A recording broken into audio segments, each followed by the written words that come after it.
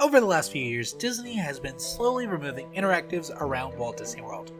While the interactions removed thus far have only been small or cutesy things, I fear that it's leading to a much bigger change at the parks. So, let's get started. A couple weeks ago now, Disney modified one of the last attractions with Magic Band screens that still showed what the interaction was supposed to be.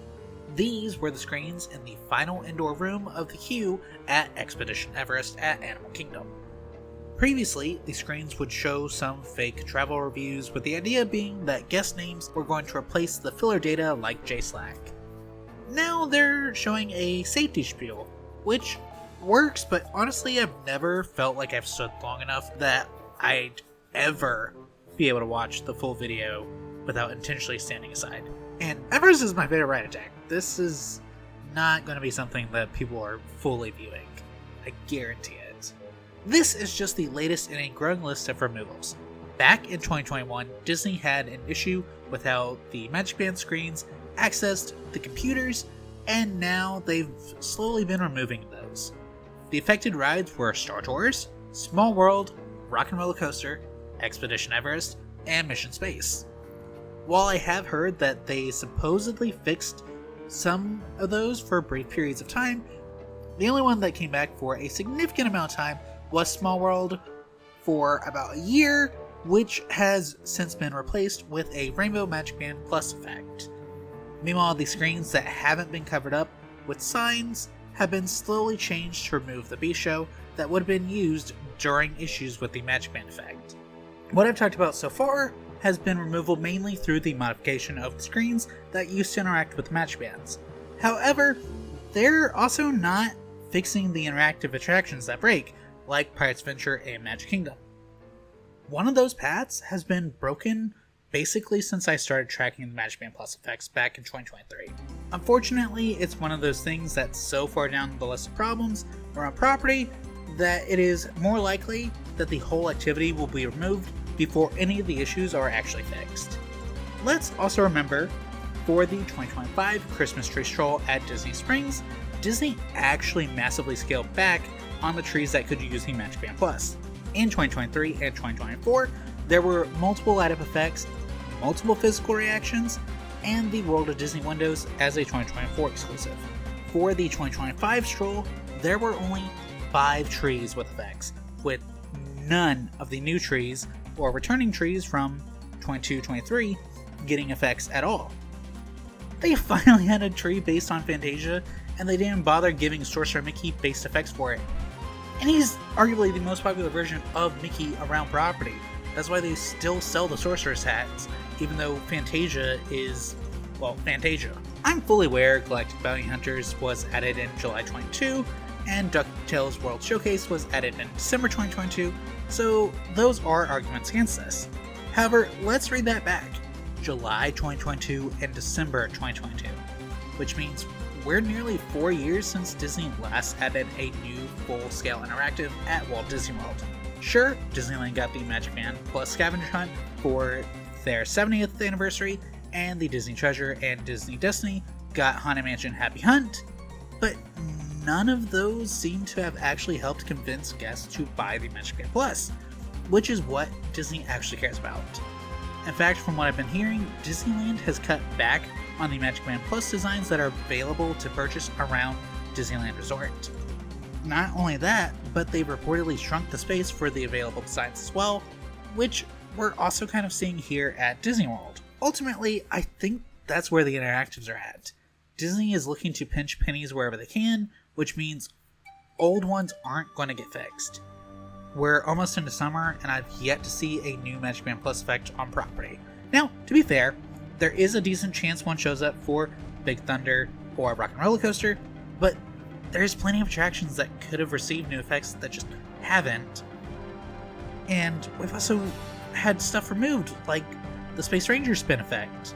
It just feels like Disney has massively pulled back on interactives due to not making as much money off the Magic Band Plus, as that's really the only metric that can be judged at this point. But they're failing because they're going about it all wrong. As much as I enjoy the light-up effects, that's not going to convince people to buy it. They need a Magic Band Plus exclusive attraction on the scale of Pirates Adventure Treasure of the Seven Seas. Pulling the Magic Band Plus from stores at Disneyland and not releasing the newer designs at Disney World doesn't fix the problem that people don't want to pay $35 to $65 for one Magic Band Plus when the interactive that works the best is Pirates Adventure, which comes with a free token that can be used for all of the maps. So you don't even have to buy the Magic Band, you don't have to bring an old one, you don't even have to use your park ticket. They give you an NFC token to use it, so that you can play the game. Now, did the names on the attraction screens actually help convince people to buy the Magic Band 1.0 or 2.0 at the parks if they didn't get them for free with their resort stay? So, people coming from off-property. Probably not. We definitely didn't when I went when I was younger. However, the continued removal of those effects means that there are even less things to convince potential adopters to purchase a Magic Band Plus. I've had people react to how I've basically had my own light show, such as at Dreams That Soar, with all the Magic Bands that I bring to record, but I'm one person, so I can't be at every fireworks spectacular and stage show to be able to showcase the Magic Band Plus.